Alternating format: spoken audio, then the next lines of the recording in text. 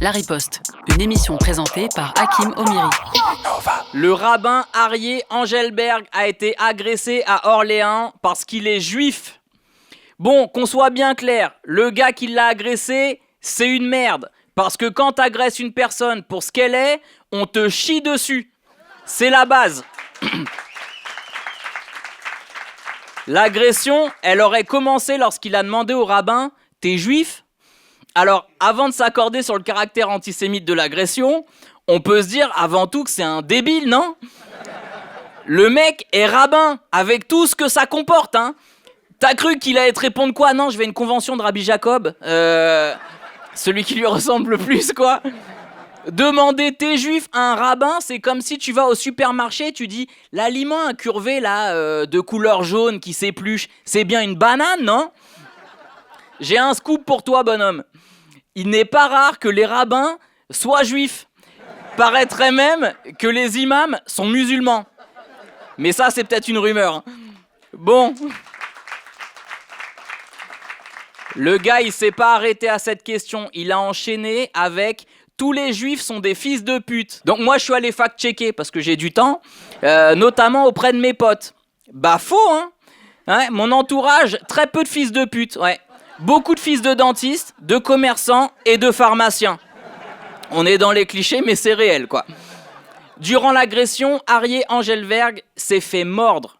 Je vais être honnête avec vous, je me suis déjà battu, ok, dans ma vie. On m'a jamais mordu, ok ? Et c'est là que tu vois que le gars, il avait vraiment une dent contre lui, quoi. 22 dentistes, on reste dans le sujet, tu vois ? Plusieurs personnes sont intervenues pour arrêter l'agression et M. Engelberg a précisé à la télé qu'il avait été aidé par 2 musulmans et une personne noire. BFM TV, quand ils ont entendu ça, ils avaient envie de le couper. Genre, non, mais c'est bon, on a déjà l'histoire, pas besoin de rajouter des détails, on vous reçoit mal, quoi. D'ailleurs, j'aimerais dire publiquement merci, monsieur Engelberg, je salue votre dignité, car je pense que vous avez volontairement coupé l'herbe sous le pied aux racistes en précisant ça.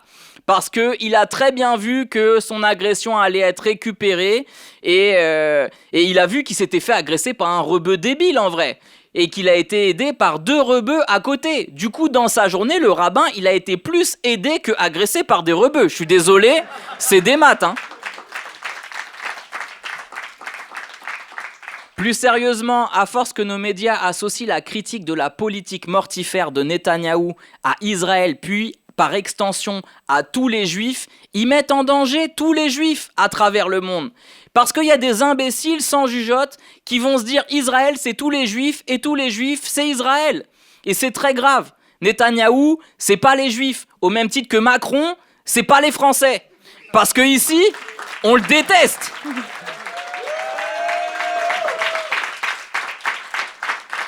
J'ai des amis, des frères juifs.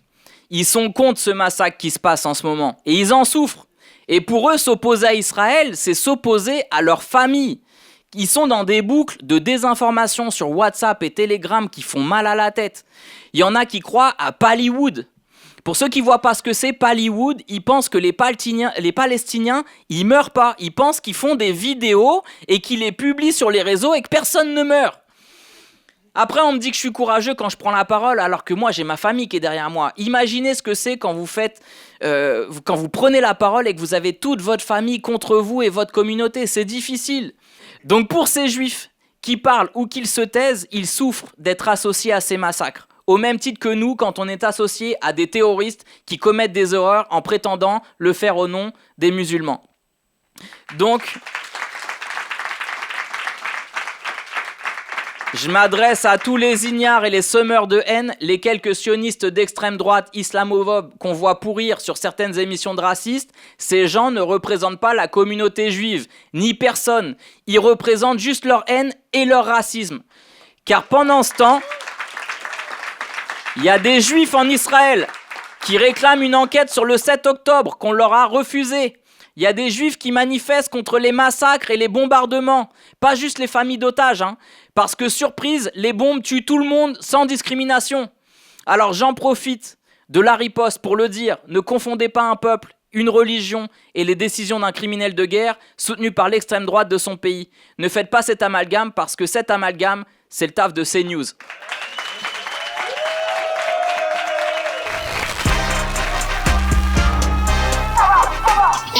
Radio Nova.